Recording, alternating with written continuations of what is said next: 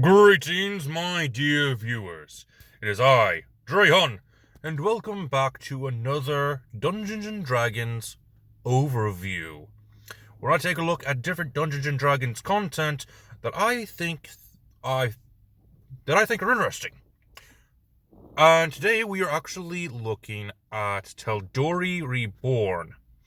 I'm sure you've heard of the setting Tal'Dorei from Critical Role. Well, Tal'Dorei Reborn is the revamped version of that original campaign setting. And it is amazing. I love it. I'm glad I picked it up. Now, while it is missing the Gunslinger and the updated Bloodhunter that I was hoping for, this is still a great book. And I wanted to talk about some of the features that I found interesting. More than interesting, that I found excellent. So before we begin, I'm going to go ahead and give you a bonus item that I found amazing. And that was the map has its own pocket. When you open up the book, you'll see this folded up sheet of paper. When I saw this, I thought, what is this? When I took it out of this little bitty pocket here and unfolded it, I got the realm of Tal'Dorei as a map. I'm like, holy cow, that is such a time saver. Because if you don't know, a lot of newer material has been releasing maps at the back of the book, and you have to tear them out very, very carefully as to not damage the map. Some of the maps that I have in these books have not been torn out yet, simply for this fact. Because the ones I have torn out have gotten little bitty tears in the side where they had been torn out at. It is so annoying. There's one that I haven't torn out fully because I thought I was going to tear it to shreds trying to get it out of the book. So I just left it alone until I can find my box cutter. But yeah, this is amazing. I love this. I wish more materials did this. Anyway, let's get on with this video. I'm trying to keep it as short as possible. Number 1. The first thing we want to talk about is the Vox Machina stat blocks. They're in here. All of them. And somehow I didn't do my little things properly. Oh well. Grog Strongjaw? He's there. Keyleth, there. Pike, there. Scanlan, there. Percy and Vex, also here. Vox is here as well, in the form of Champion of Ravens, which is just a neutral stat block, I believe. But yeah, everybody from Vox Machina is here. I love when creators will put famous characters, famous heroes, inside the book as stat block to allow dungeon masters to place them in an encounter. I think it's great. And good luck to those players who attempt to fight these heroes. They'll fail. This is the equivalent of the level 20 shopkeeper. Because they kind of are, I believe. Anyway, that's what I like about number 1. Is that Vox Machina has their own stat blocks. Number 2. The subclasses are great. I love them. You have the Juggernaut, which I have used in my build for the Juggernaut. And I love that it has been revamped for this book.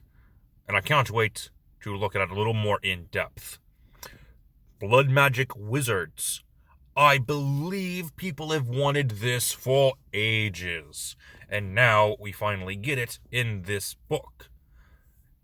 It's hilarious, but still very darn useful.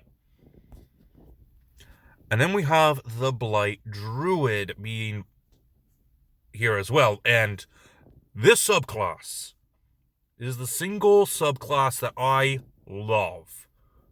I haven't read it in depth yet, but the concept is amazing. The Blight Druid is the druid equivalent of the Oathbreaker Paladin. Druids stand for protecting nature and life. A symbiotic relationship with nature. Wildfire druids see burning and fire as a natural part of the life cycle of nature. You burn something away so something new can grow. Blight druids, on the other hand, spit on everything that druids stand for.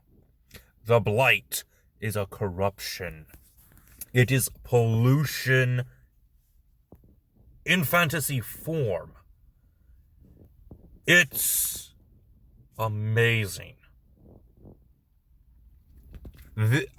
In my game that I run with my family, I had actually thought of a way to incorporate Blight into my druid's backstory.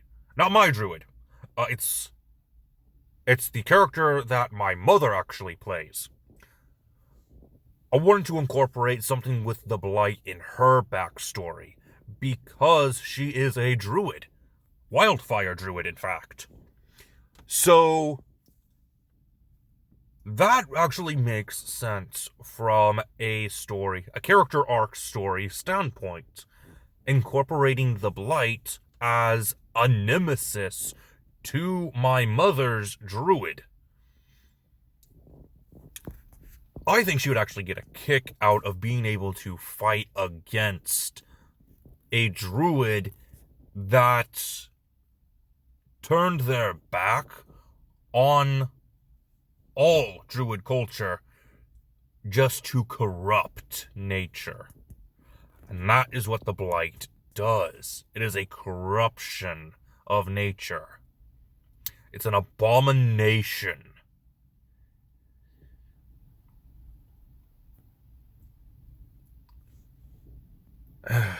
It's just beautiful. I love these subclasses. There's even the Oath of the Open Sea Paladin, but that didn't strike my fancy too much. I mean, if I ever take part in a campaign that has pirates in it, then yeah, I would play it. But it's not for me. Let's move on to the final item to review. Number 3. Mixed Ancestry.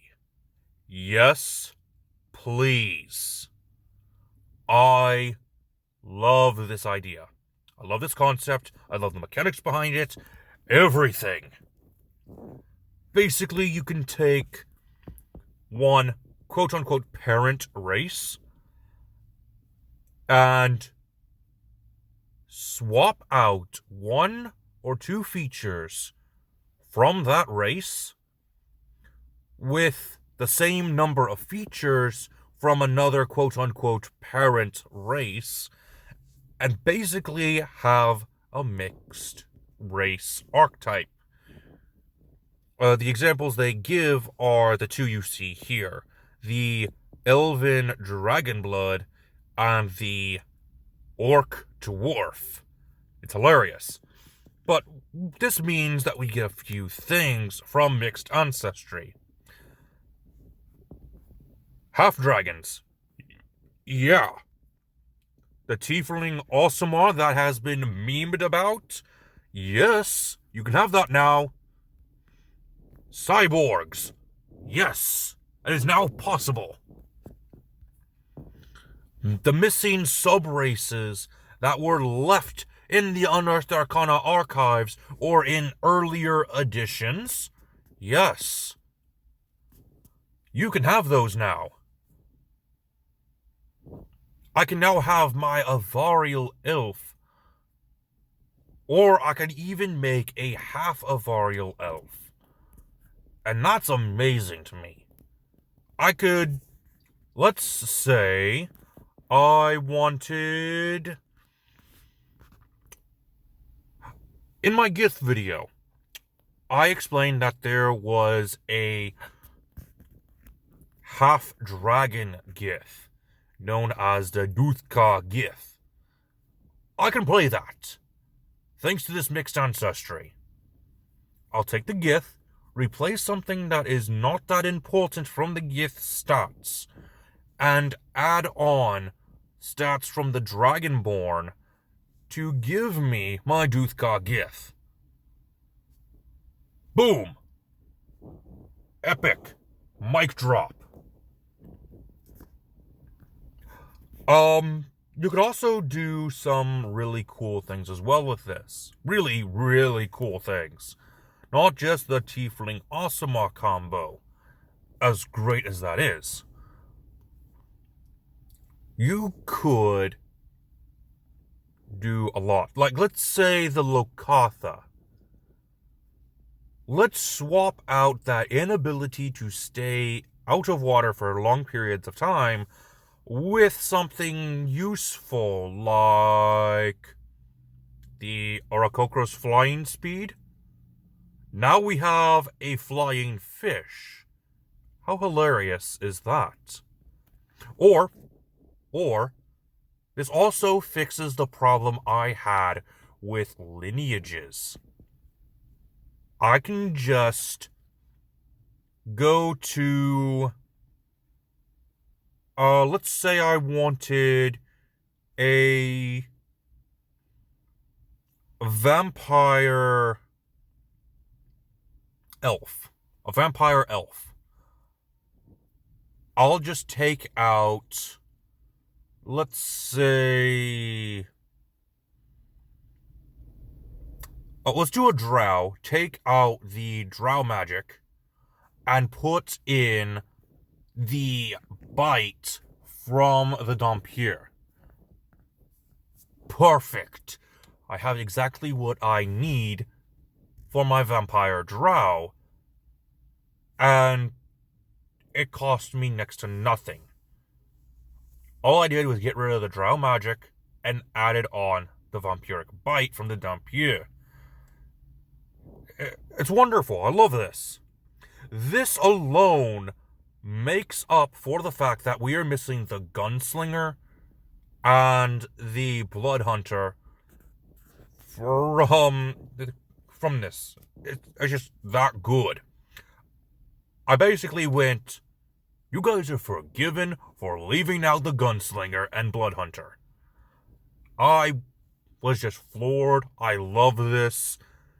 Now, the only problem is that it does say that this is Dungeon Master dependent, and technically the whole book is Dungeon Master dependent. You need to ask your Dungeon Master if this is okay, which, in my opinion, some should. Because that adds lore into their world that they did not have to think up themselves. It's perfect. It makes sense, and I love it. Well, I have gone to a little too long. We're back at our normal time, so I'm going to go ahead and end things here, my dear viewers. That's kind of why I only did 3 points, because I didn't want to talk for a long period of time, and you all getting tired of my voice. Tune in next week for when we actually get back into character conversion. I have 2 videos planned for next week on that. And I also have a couple videos planned as response videos to other YouTubers that I have watched. So I'll make sure to have those out for you in the coming weeks. Until then, this has been Drehan, and I am offline.